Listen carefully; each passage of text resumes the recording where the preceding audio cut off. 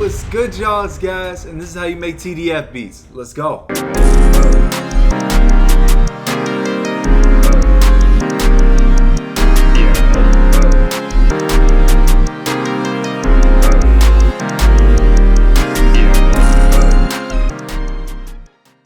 So TDF has been one of the most poppin' producers in the underground for a few years now. And if you've ever heard a 1AM song or an OK Mars song or any song that has these type of hi-hats, it's him. And I like to break down these TDF beats by saying that there's usually some sort of Pierre-esque melody with these crazy, like, weird, I don't even know how to describe them, sounding drums. So let's get into it, man. Let's go. So as far as BPM, you usually want to be somewhere around 160. The Fat Filter plugins usually have some pretty nice Pierre sound and shit, so I'm gonna grab a synth and we gonna lay out a pattern.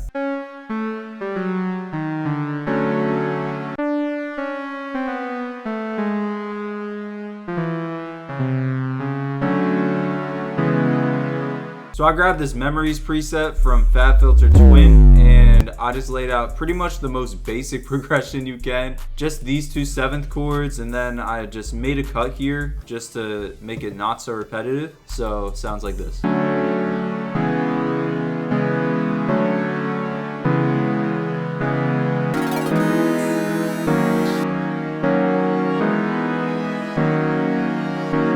So I went back into Twin 3 and I grabbed this External Opinions preset. It's part of this sidechain section, and I feel like what this does is it just makes the melody a lot more dynamic. But again, literally just layered it and put the progression up an octave, so it sounds like this. And there's always some sort of crazy lead pattern in these TDF beats, so let's run it.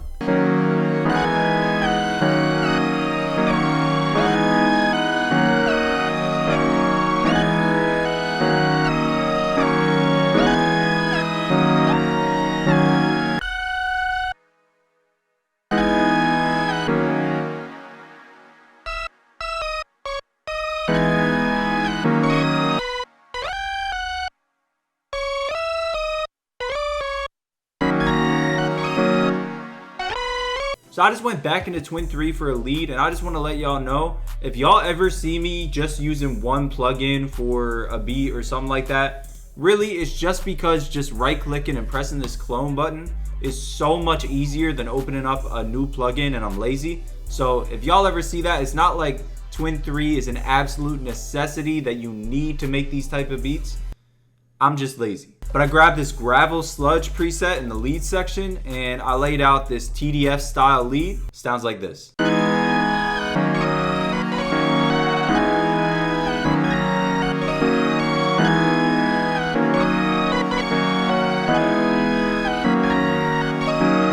And a super helpful tool I use to make crazy lead patterns like this is this piano to keyboard tool. If you right click it, you can literally just put it to whatever key the beat is in. And mine is in D sharp minor, so I set it to D sharp minor. And then all you gotta do is just play around on the keyboard, like literally put any key and it'll be in the scale. For example, this is already coming out pretty fire, so I think we're good with just one more counter melody.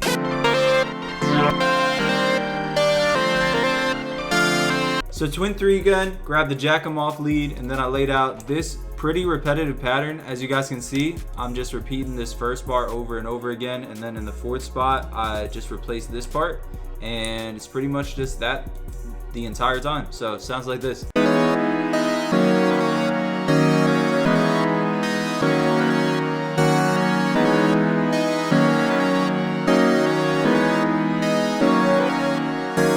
Let's get busy with the drums.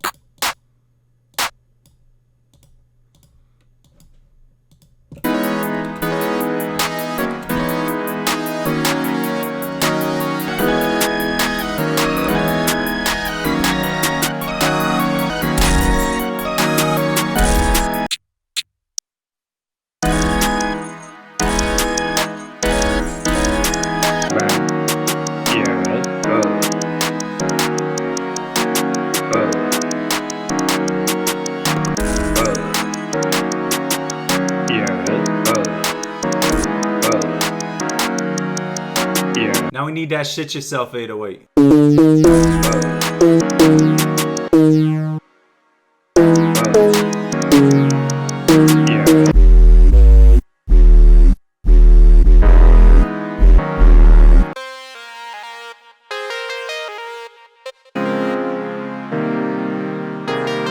So I just finished up with the drums. I'm gonna do a quick breakdown. So first things first, of course we had that TDF hi-hat.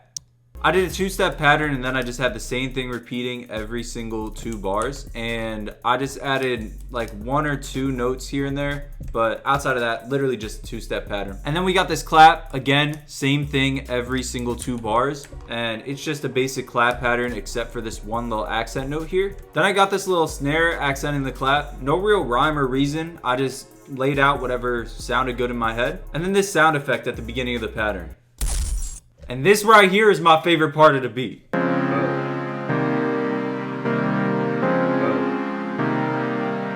Yeah. And now, of course, the 808 pattern. So first of all, 808 sounds like this.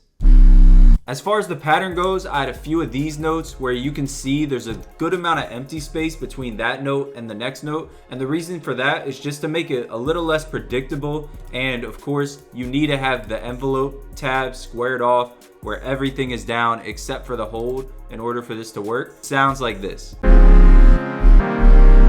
And just a little bit of sauce for these TDF beats, whether it's the melody, the 808 or whatever, delayed notes really make an impact. And what I mean by that is if this was a if this was a normal 808 pattern, I would definitely have this note right here hitting right here. But as you can see, I delayed it a little bit, and I feel like it gives it that little bit of extra bounce. It gives that like unpredictability. So the beats just come out like fire and difficult to predict. But anyways, drums sound like this.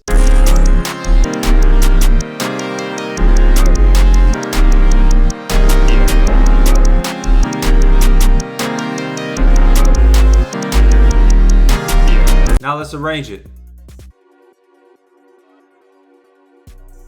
So the beat's arranged, I'm gonna go over it real quick, let's go. These TDF arrangements are usually nothing too crazy, especially because there's already so much happening in the beat with the sound effects and the crazy leads and the 808, you know what I'm saying? There's already a lot going on. So there's not a whole lot that needs to be done in the arrangement. But what I did do is I cut out the drums in a few sections, just that unpredictability factor like I was mentioning, just to make it not so repetitive and to keep things fresh. And of course, you gotta have sections where you take sounds out, other sections where you put sounds in. That way you just have some nice variation going throughout the beat and the listener wants to keep listening. But outside of that, I just have this volume automation at the end just to make a nice little outro with the volume fading out. And that is gonna be the beat. So that's gonna be the beat, y'all. Thank y'all so much for watching. If you enjoyed or learned something new, hit that like button. It helps out the channel a ton. And if you haven't already, make sure you subscribe. We're on the way to 6K. Follow me on Instagram, buy the drum kit. Even if you don't have $10 lying around, there's a completely free demo version. So go check that out in the description. And make sure y'all comment what y'all wanna see next. But anyways, this has been Gas. I love y'all. I appreciate y'all. I'm out.